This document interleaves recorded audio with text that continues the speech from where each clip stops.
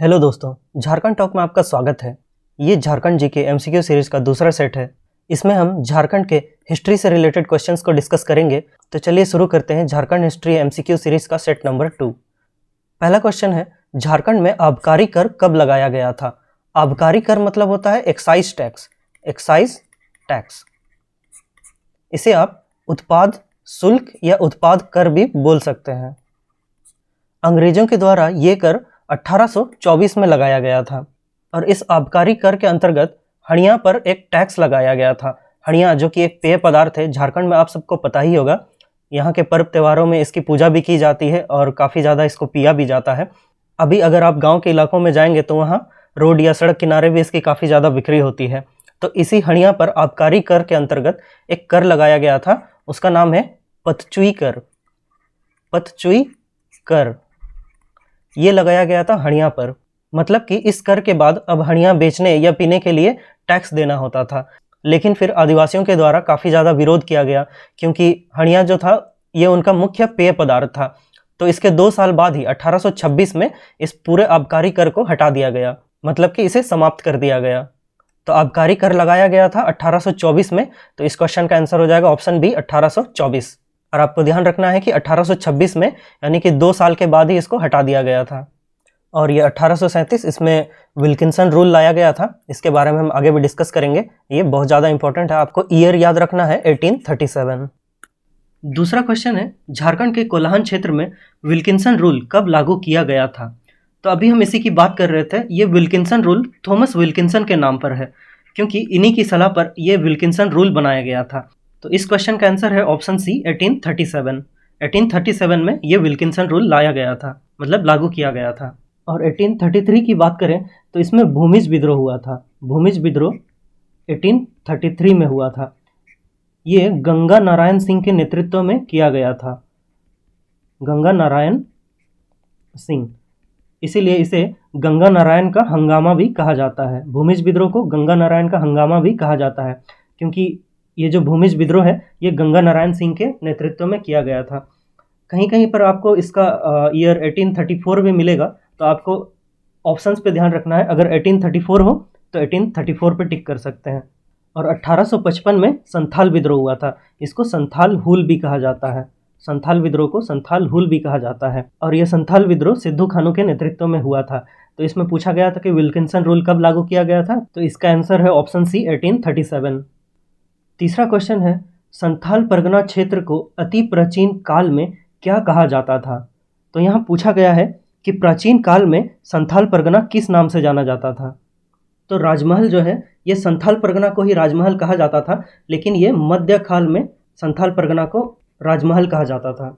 और उससे पहले यानी प्राचीन काल की बात करें, प्राचीन काल में संथाल परगना को नारीखंड कहा जाता था। तो इस क्वेश्चन का आंसर होगा ऑप्शन ए नारीखंड। और ये ढालभूम की बात करें तो ये झारखंड के सिंहभूम का वह क्षेत्र था जहां अंग्रेजों ने झारखंड में प्रवेश करते समय सबसे पहले आक्रमण किया था। मतलब अंग्रेज जब झारखंड में प्रवेश कर रहे थे तो सबसे पहले वे सिंहभूम की ओर से आए थे और उन्होंने सबसे पहला आक्रमण ढालभूम पर किया था। और ढालभूम में ही ढाल विद्रोह हुआ था, जो अंग्रेजों के खिलाफ झारखंड का पहला जनजातीय विद्रोह था। ये 1767 से 1777 तक हुआ था ये विद्रोह। और ये पशु भूमि जो है ये महाभारत में झारखंड को पशु भूमि कहा गया है। जो महाभारत है उसमें झारखंड क्षेत्र को पशु भूमि कहा गया है, क्योंकि उस समय झारखंड जंगल वाला इलाका था और इस कारण यहाँ जंगली पशुओं की संख्या बहुत ज़्यादा थी। इसीलिए महाभारत में इस झारखंड क्षेत्र को पशु भूमि कहा गया है। तो इस क्वेश्चन में पूछा गया था कि संथाल परगना क्षेत्र को अति प्राचीन काल में क्या कहा जाता था, तो इसका आंसर है ऑप्शन ए नारीखंड। नेक्स्ट क्वेश्चन है, मुंडा मान की शासन व्यवस्था को किस अंग्रेज पदाधिकारी ने मंजूरी दी थी? ये क्वेश्चन हमने पिछले सेट में भी डिस्कस किया था। यहाँ मुंडा मान की शासन व्यवस्था के बारे में पूछा गया है। तो अगर हम मुंडा मान की शासन व्यवस्था की बात करें तो ये हो जनजाति की शासन व्यवस्था है। हो जनजाति जो है उनकी शासन व्यवस्था को मुंडा मान की शासन व्यवस्था कहते हैं। और हो जनजाति जो है अभी झारखंड की चौथी सबसे बड़ी जनजाति है। पहले नंबर पर है संथाल, फिर दूसरे नंबर पर आते हैं उरांव, तीसरे पर है मुंडा और चौथी सबसे बड़ी जनजाति है हो जनजाति। मुंडा मन की शासन व्यवस्था में हर गांव में एक पंचायत होती है, जहां गांव के विवादों को, जैसे पारिवारिक झगड़े या दो परिवारों में झगड़ा और संपत्ति संबंधी जो मामले होते हैं, ऐसे विवादों को निपटाया जाता है। और इसमें गांव का जो प्रधान होता है उसको मुंडा कहा जाता है। गांव के प्रधान को इस शासन व्यवस्था में मुंडा कहा जाता है। और इस मुंडा का एक सहायक होता है, उसको डाकुआ बोला जाता है। जो सहायक होता है मुंडा का, उसको डाकुआ बोला जाता है। और इसमें कुछ गांवों को मिलाकर और एक पंचायत बनाया जाता है जिसको कि पीड़ कहा जाता है। पीड़ में 5 से 10 गांव होते हैं। 5 से 10 गांवों को मिलाकर एक पंचायत बनाया जाता है जिसको पीड़ कहा जाता है।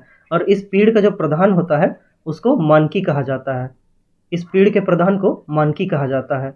तो जिन मामलों को गांव में मुंडा के द्वारा नहीं सुलझाया जाता है या जिनका निपटारा नहीं हो पाता है, उन मामलों को मानकी के पास लाया जाता है। जैसे कि अभी अगर लोअर कोर्ट में किसी मामले का निपटारा नहीं हो पाता है तो उसको हाई कोर्ट में लाया जाता है।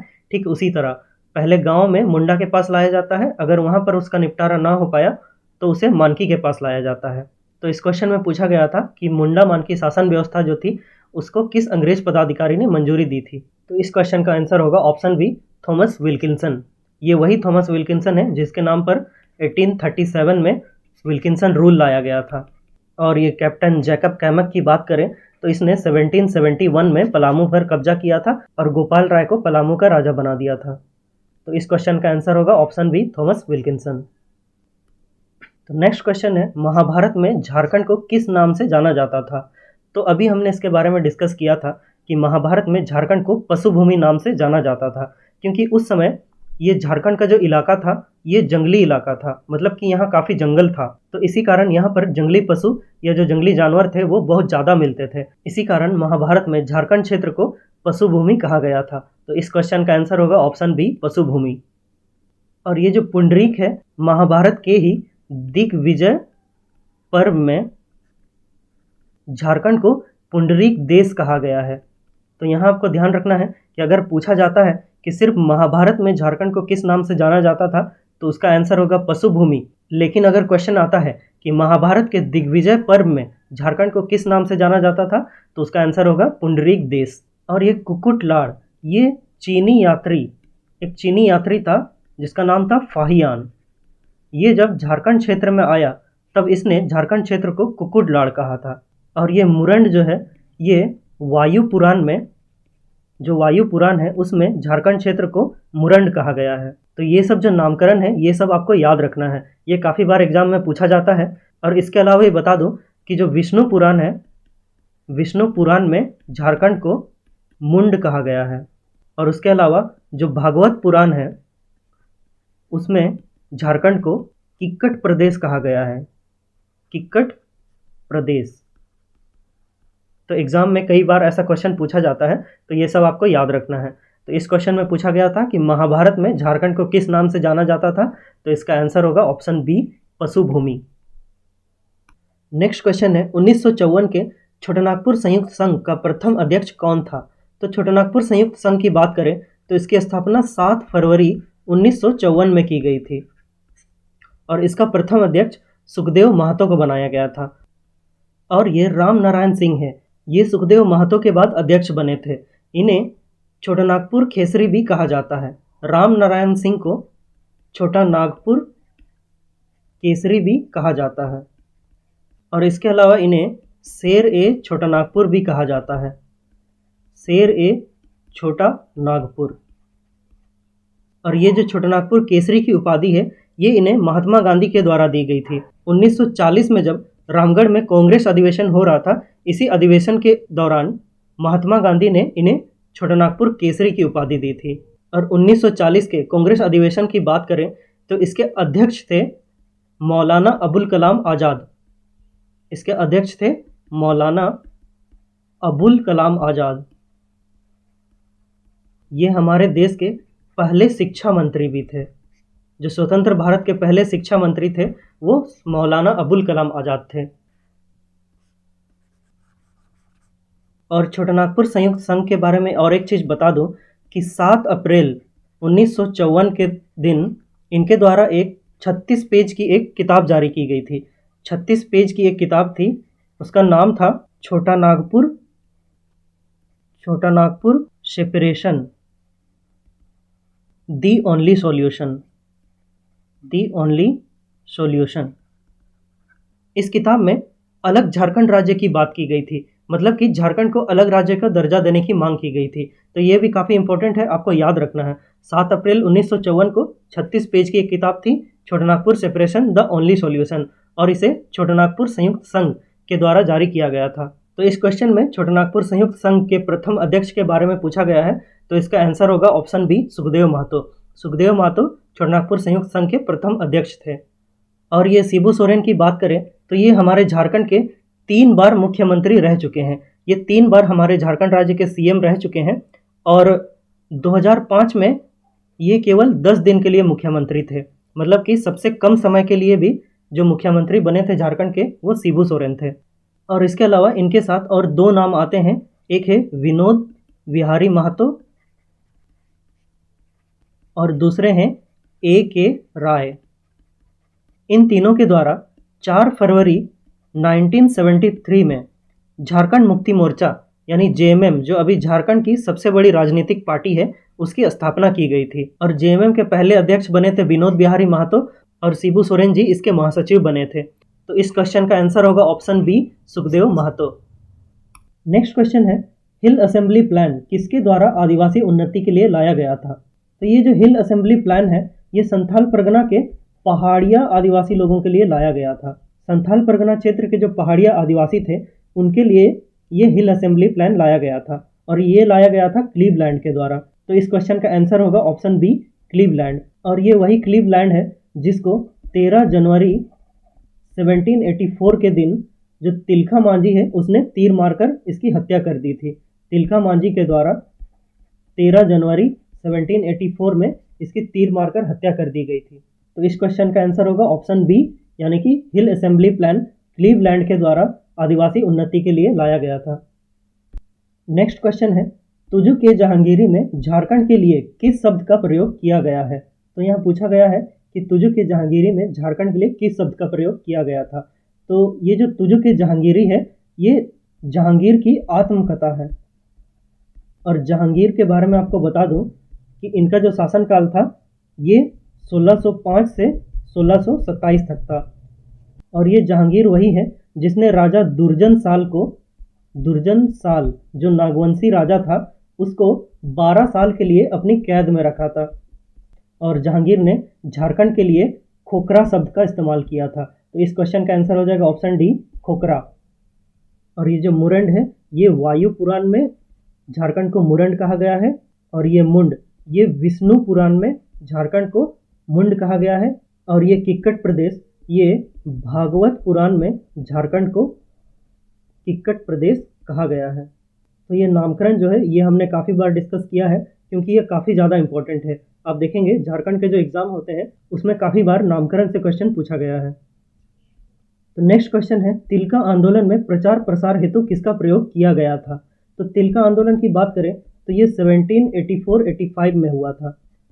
और ये आंदोलन तिलका मांझी के नेतृत्व में किया गया था, इसीलिए इस आंदोलन को तिलका आंदोलन कहा जाता है। और इसमें जो क्वेश्चन पूछा गया है कि तिलका आंदोलन में प्रचार हेतु किसका प्रयोग किया गया था, तो इसका आंसर होगा ऑप्शन सी, साल के पत्ते का प्रयोग किया गया था। तो तिलका आंदोलन में तिलका मांझी जो थे, वो साल के पत्तों में कुछ संदेश को लिखकर घर घर तक पहुंचाते थे। तो इस तरह इस क्वेश्चन का आंसर हो जाएगा ऑप्शन सी, साल के पत्ते का प्रयोग किया जाता था। नेक्स्ट क्वेश्चन है, टाना भगत आंदोलन की शुरुआत कब हुई? ये टाना भगत आंदोलन की शुरुआत जतरा उरांव के द्वारा शुरू की गई थी। और ये जो टाना है, इसका मतलब होता है टानना या खींचना। तो भगत लोग अपनी गिरी हुई, मतलब जो उनकी कमजोर स्थिति थी, उसको टान कर या खींच कर दूर करना चाहते थे। तो इसीलिए इनके द्वारा जो आंदोलन किया गया था, उसको टाना भगत आंदोलन कहा गया। और जतरा उरांव की बात करें तो इनका जन्म हुआ था 2 अक्टूबर 1888 को। कहा जाता है कि ये जतरा उरांव ओझा, मतलब कि पुजारी बनने की प्रशिक्षण या ट्रेनिंग ले रहे थे। तो इनको 1914 में आत्मज्ञान हुआ। मतलब कि जैसे हम गौतम बुद्ध के बारे में कहते हैं कि उनको ज्ञान प्राप्त हुआ, कुछ उसी तरह इनको भी आत्मज्ञान हुआ। और इसके बाद इन्हें जतरा उरांव की जगह जतरा भगत कहा जाने लगा। तो इनका नामकरण 1914 में आत्मज्ञान के बाद जतरा उरांव की जगह जतरा भगत कर दिया गया। और इन्हीं के द्वारा 21 अप्रैल 1914 से इस टाना भगत आंदोलन की शुरुआत की गई। तो इस क्वेश्चन का आंसर होगा ऑप्शन सी, अप्रैल 1914 से टाना भगत आंदोलन की शुरुआत हुई। और टाना भगत आंदोलन के बारे में आपको बता दूं कि पहले ये धार्मिक और आर्थिक आंदोलन के रूप में शुरू हुआ था, लेकिन बाद में ये स्वतंत्रता आंदोलन में जुड़ गया और फिर ये राजनीतिक आंदोलन बन गया। और 2 साल बाद ही 1916 में जतरा भगत की मृत्यु हो गई, लेकिन इनका जो आंदोलन था वो आगे कई सालों तक चलता रहा। और टाना भगत आंदोलन के लोग गांधी जी से बहुत ज़्यादा प्रभावित थे। इनमें से कुछ लोग तो मानते थे कि गांधी जी के रूप में जतरा भगत का पुनर्जन्म हुआ है। ये लोग गांधी जी की तरह ही गांधी टोपी और खादी के कपड़े पहनते थे। और गांधी जी ने इन लोगों के लिए कहा था कि टाना भगत उनके सर्वाधिक प्रिय अनुयायी हैं। तो ये लाइन आपको याद रखना है कि टाना भगत उनके सर्वाधिक प्रिय अनुयायी हैं। ये टाना भगतों के लिए महात्मा गांधी द्वारा कहा गया था। ये भी पहले एक बार एग्जाम में पूछा जा चुका है। और 1940 का जो रामगढ़ अधिवेशन हुआ था, इसमें जब महात्मा गांधी इस अधिवेशन में भाग लेने आए थे, तब टाना भगतों ने गांधी जी को 400 रुपये भेंट में दिए थे। मतलब कि 400 रुपये की एक थैली भेंट की थी। तो ये बहुत ज़्यादा इंपॉर्टेंट क्वेश्चन है और इस क्वेश्चन का आंसर है ऑप्शन सी, अप्रैल 1914। टाना भगत आंदोलन की शुरुआत अप्रैल 1914 में हुई थी। तो ये हमारा लास्ट क्वेश्चन था। इस वीडियो में बस इतना ही। उम्मीद है आप लोगों को काफ़ी कुछ जानने को मिला। वीडियो अच्छा लगे तो वीडियो को लाइक और शेयर करें और चैनल को सब्सक्राइब जरूर करें। आप मुझे ट्विटर पर फॉलो कर सकते हैं या मुझे इस मेल आईडी पर मेल भी कर सकते हैं। मिलते हैं नेक्स्ट वीडियो में। Thank you so much. जोहार।